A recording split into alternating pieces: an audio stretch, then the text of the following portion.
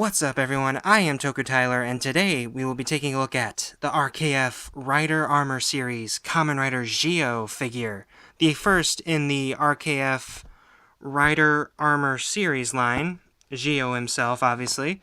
It's a cool figure. It's definitely going to be a fun line, I can guarantee that, because of the build armor I have, but this guy's really cool. Kamen Rider Geo on the bottom there, the logo for the 20 riders.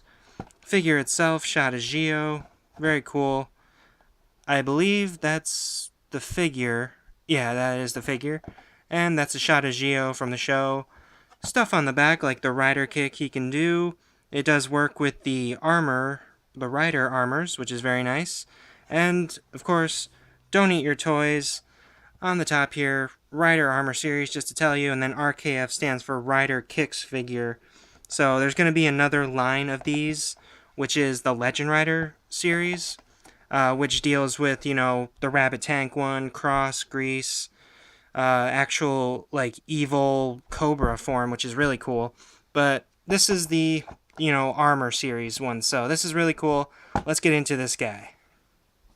Here he is in his pose I tried to replicate from the box. I don't know.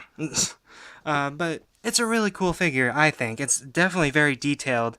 Sorry if it's a bit shiny from my light sources, but it's cool. I like him. And just to show it off real quick, here is the G-Con Grade in Ken mode. It's really cool. There's quite a lot of detail to it, as usual with these things.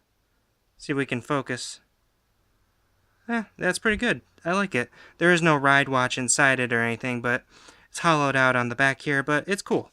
So there's that. And here's the figure. Let's straighten him out a little bit. Straighten him out. There we go. Move the head. There you go. Legs. Good. Okay. So there he is, looking really good. Like I said, it's very, very well detailed, I think. It's very good.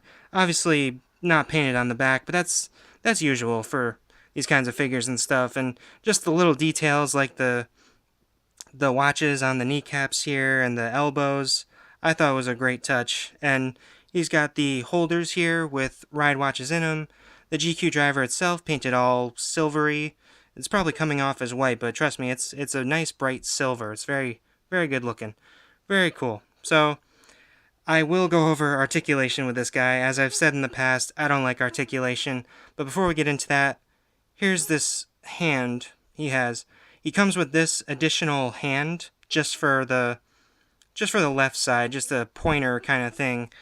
He does have another sort of grabby hand like that one. So just so you know, I thought it was kind of interesting that he comes with an extra hand. That's cool. I hope Gates does too, but I don't think he would have time for poses and whatnot because he's so angry. But here we go. So as you can see, the arms go out this far pretty well. They do have a bicep swivel. Goes around like that. It does bend pretty well. You can turn the wrist and whatnot. It's fine. It's the usual stuff, but like I said, a really well detailed figure as well. So as for it can go all around. As for the legs, goes that far back, that well forward, but it goes off to the side a little bit. And there's that. And it does bend at the knee very well, and you can move the ankle very well as well. So, very good, very good.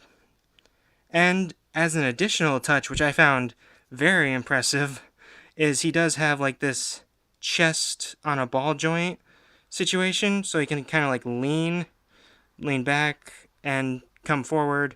It's a really great touch. I think it's because these kinds of figures don't really have an inside gimmick like the BCR ones did because they split, so there was lack of articulation for those guys. But for these guys, they just put stuff on, so you can have a lot of freedom with these guys, which is very nice, very cool.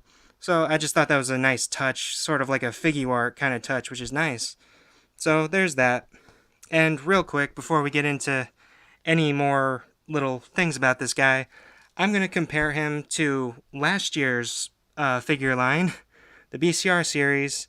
And here's my first problem with it. He is, in fact, shorter, which was kind of a bummer because I have all these rider figures I've collected, for a while, all lined up behind him, and he's shorter. The build armor's the same way, same height as him.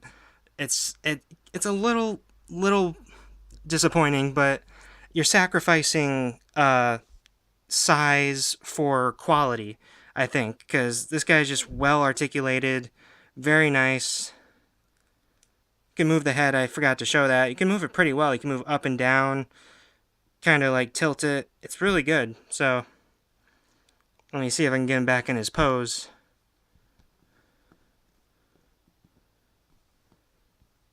So like I said, you're sacrificing some of the usual things like height and gimmicks and stuff for a really good quality figure, I think. So it's really cool. Just thought I'd point that out so you guys know what you're getting. But he's cool. I think he's cool.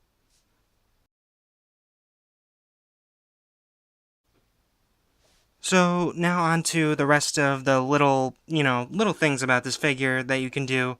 To change his hand, all you basically do is just, you have to like pop it off, kinda. It's just a little stub right there. A little ball jointed stub, and then you just put the other one in. Oops, dropped it. Sorry about that. And you just push it in right there, and it turns and everything. So good as new, but so I like that he has an extra hand. I think that was cool. And then as far as this thing, this is really well made. It looks great. I definitely love the size of it. It's definitely show accurate. But when you go to, sorry, I'm dropping things. When you go to put it in his hand, there's a bit of trouble because it likes to, when you start posing him and everything, it likes to come out. Oh, sure, it's not coming out now. But every time I would try to pose him, the sword would like fall out like that. It's not a good sort of hand to grab it.